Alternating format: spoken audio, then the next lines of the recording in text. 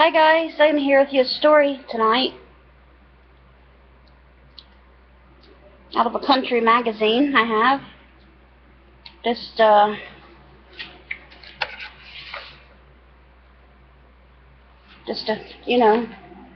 magazine called Country. And I'll show you the picture. It's Dear Dad, Please Buy Chickens by Bob Durling.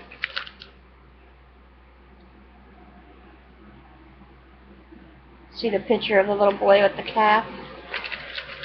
Alright. By Bob Durling from Highland, Indiana.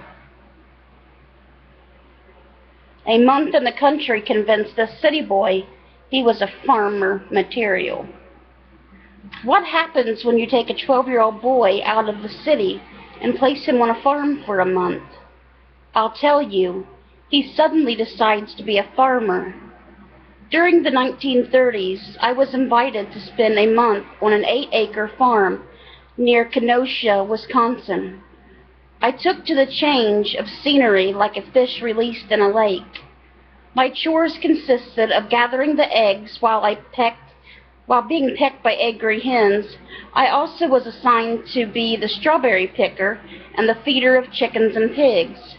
And every Saturday morning I rode along to Kenosha to deliver eggs, butter, and frying chickens to customers. My favorite job was bringing the cows into the barn from the pasture, like the one shown with him in the picture. I thought I was in charge and was dismayed to discover the cows knew when it was time to head for the barn without a 12-year-old apprentice leading them. The horses fascinated me. If they were in their stalls, you'd find me in the barn. In the city, the only animals I saw were the neighbor's dog and our milkman's horse. I loved the wonderful aroma of new cut hay and the smell of the mash for the calves. I didn't miss playing baseball in the vacant lot or buying penny candy at the store. I was living a new adventure every day.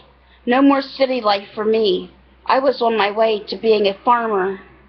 I wrote a long, detailed letter to my parents explaining that I intended to order 50 chickens to raise in the basement. I explained how I'd build a brooder complete with light bulb to accommodate 50 chicks, even though our wood shop consisted of one hammer and one saw.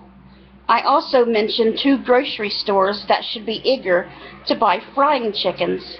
I failed to mention that our spotless basement might develop an unpleasant odor and didn't say anything about where the chickens might be processed. My dad was a perfectionist and had the cleanest basement in the whole city of Chicago. Dad had a problem pointing out those omissions or informing me that it was against the law to raise chickens within city limits. He shot down my idea before I'd been home 2 minutes. Our basement was never home to a single chicken. Dad must have wondered if his son would someday be able to think rational thoughts. 3 years later, I returned to the farm and took part in some of the real chores, like getting up before dawn to milk cows. That visit was more work than fun. I never became a farmer, but I'm grateful for that wonderful experience. Those memories gave me a great admiration and respect for the farmers of our land. By Bob Durling of Highland, Indiana.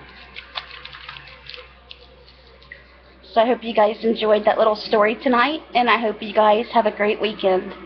Bye guys. God bless. I hope you guys have a good night's sleep.